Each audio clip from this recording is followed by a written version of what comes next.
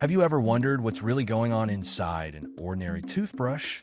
Yes, the one you grab every morning, half asleep, thinking more about coffee than oral hygiene.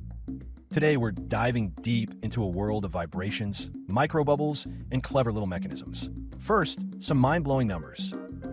A sonic toothbrush doesn't just move, it vibrates up to 30,000, sometimes even 60,000 times per minute.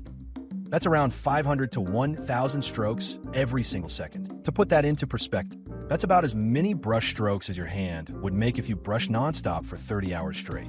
Yes, to match your sonic toothbrush, you'd have to brush continuously for a day and a half.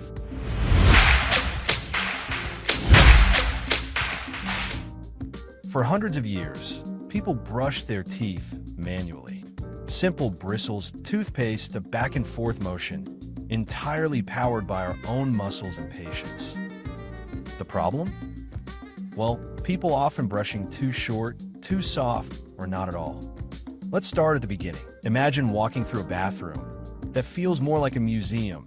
And right here, we find the earliest ancestor of your toothbrush. From around 3500 BC, people used simple sticks. Often, they would chew on one end until it frayed, turning it into a primitive brush. Fast forward to the 7th century, the first true toothbrushes appeared. Wooden handles with bristles made from animal hair. Horsehair and pig bristles were surprisingly popular. By the 10th century, these designs evolved. The handles became sturdier, sometimes made of bone, still paired with natural bristles. A little more durable and a bit more sophisticated. In 1938, we meet the first plastic toothbrush featuring synthetic nylon bristles. Finally, a brush that didn't shed hair or absorb every germ in the room.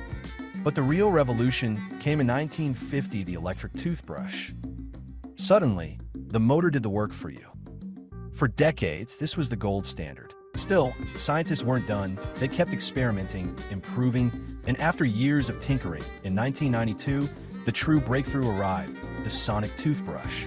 Let's go back for a moment to the electric toothbrush.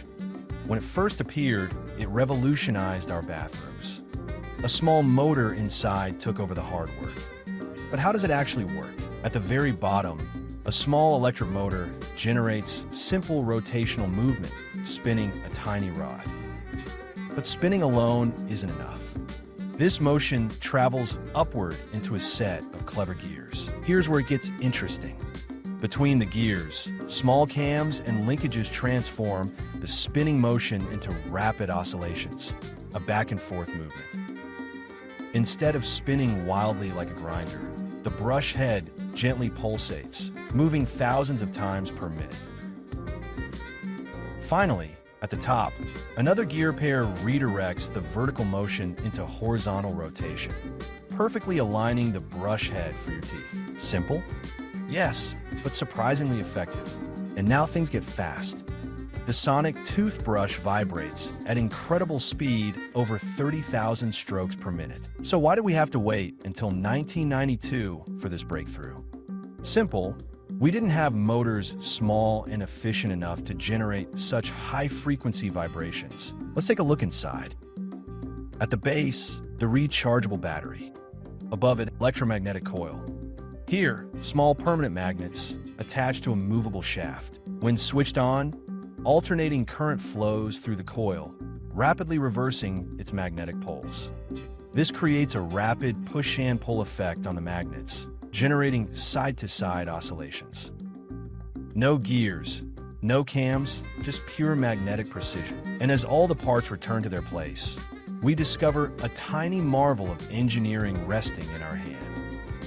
Proof of how far science has come to turn something as simple as brushing our teeth into a masterpiece of precision.